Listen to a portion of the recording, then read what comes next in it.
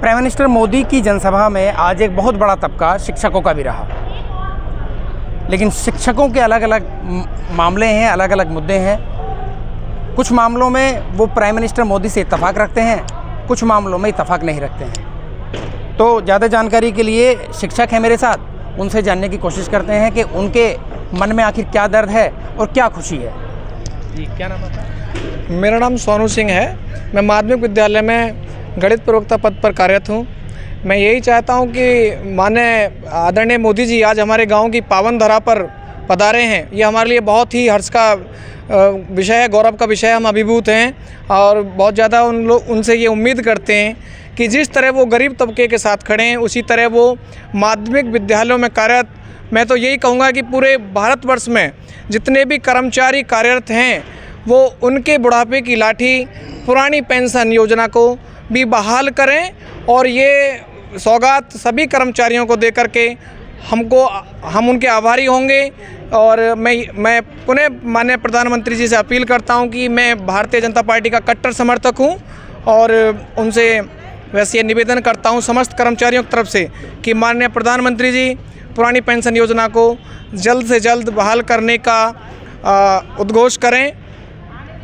क्या नाम है आपका? मेरा नाम चेतन शर्मा है, मैं प्रवक्ता हूँ। कहाँ, कौन सी कॉलेज में? SBIC बीबी नगर, और मैं खुर्जा का रहने वाला हूँ। माननीय मोदी जी के द्वारा जो मंदिर का मूर्ति प्राण प्रतिष्ठा की गई तो भारत के लिए बहुत ही सम्मान का विषय रहा है और इससे पूरे विश्व में भारत का डंका बज रहा है। लेकिन इसके साथ साथ भारत में जितने भी सरकारी कर्मचारी हैं उनके जो बुढ़ापे की लाठी है पुरानी पेंशन, उसको सरकार के द्वारा छीन लिया गया है। इसलिए मेरा माननीय मोदी जी और योगी जी से विनम्र निवेदन है कि पूरे भारत के सरकारी कर्मचारियों को उनके बुढ़ापे की लाठी वापस दे करके इस सौगात को दें। और ये मैं दावा करता हूं कि मोदी जी को सत्ता में आने से कोई नहीं रोक सकता है, बार बार वो विजयी रहेंगे। और लेकिन सरकारी कर्मचारियों की जो पुरानी पेंशन है वो उनको वापस दे देनी चाहिए, क्योंकि उनके बुढ़ापे का सहारा है और वो जीवन पर्यंत जो सरकारी कर्मचारी जो देश के लिए सरकार के लिए सब कुछ करता है उसको वो पेंशन सहारे के रूप में मिलती है, वो अवश्य ही उनको ज़रूर मिलनी चाहिए, उन पर उनका हक है।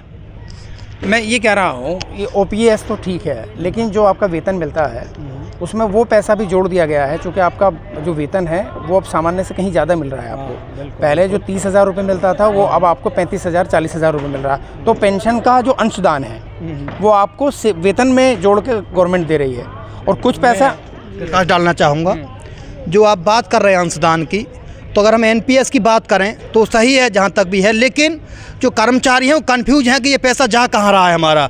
कोई कहता है कि प्राइवेट कंपनी में लगा दिया, कोई श्योरिटी नहीं है कि कितना मिलेगा, कितना रिफंड हमको होना है, कितना नहीं होना है, बड़ा कन्फ्यूजन बना हुआ है। यदि इसमें कुछ कॉन्क्रीट अमेंडमेंट किए जाएँ कि इतना दिया जाएगा कर्मचारी को, ये अगर किया जाए कि इतने % मिलने की गारंटी है, तो हो सकता है कुछ जो लोग हैं जो सरकारी कर्मचारी हैं वो NPS में अपना इंटरेस्ट दिखा सकते हैं। इस कन्फ्यूजन की वजह से लोग को समझ नहीं पा रहे कि NPS का पैसा हमारा जा कहाँ रहा है, कितना हमें मिलना है, कितना नहीं मिलना है, कितना कम मिलेगा, कितना नहीं मिलेगा। कट कितना रहा है? हमें 10% हमारी सैलरी से कटता है और 14% गवर्नमेंट की तरफ से ऐड किया जाता है। लेकिन बिना कर्मचारी की सहमति के भी हमारा अंशदान किसी अन्य कंपनी में लगा दिया जाता है।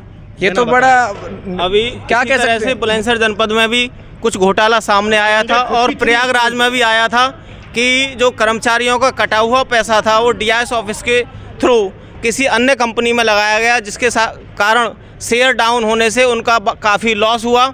इसलिए NPS में संदेह की स्थिति बरकरार है, जिसके कारण सरकारी कर्मचारी रोज़ाना यही परेशान होता है और ये मान चुका है कि हमारा जो 10% भी कट रहा है वो हमें भविष्य में मिलने की संभावना बिल्कुल नहीं है। बिना सरकारी कर्मचारी की सहमति से वो। मेरा नाम सर आशीष वर्मा है, मैं गुजरात दाहोद से आया हूँ।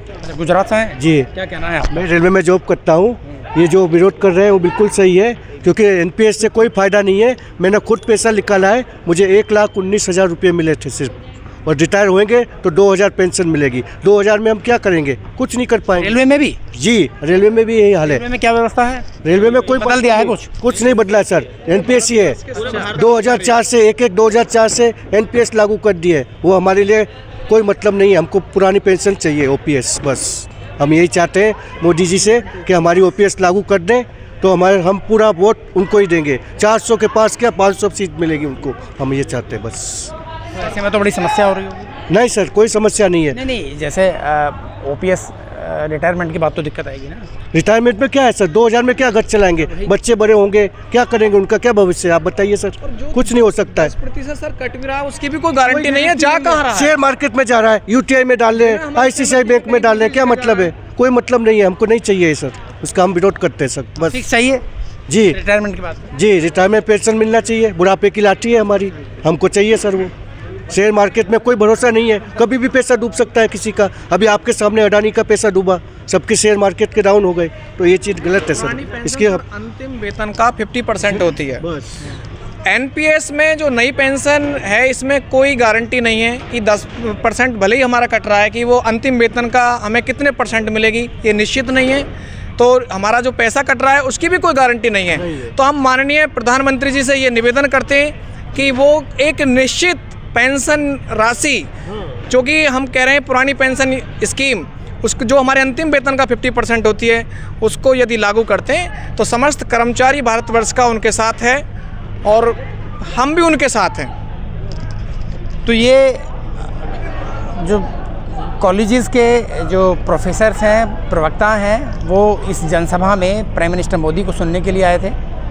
तमाम कुछ बातों से इत्तेफाक रखते हैं, कुछ बातों से जो है ना इत्तेफाक भी है। एक OPS का मामला है, चाहते हैं कि ये जो पेंशन है ये इनकी बुढ़ापे की लाठी है। अगर इस लाठी को कमज़ोर कर दिया जाएगा, उस लाठी को तोड़ दिया जाएगा, तो जो बुढ़ापे में उनकी जो लाइफ है, जो कठिन दौर में गुजरती है लाइफ, वो कठिन से कठिन दौर में चली जाएगी। तो ऐसे में मांग की है कि इनकी OPS को वापस लिया जाए और जो नई पॉलिसी बना कर के थोपी गई है उसको हटाया जाए। शाहनवाज चौधरी, News 24 बुलंदशहर।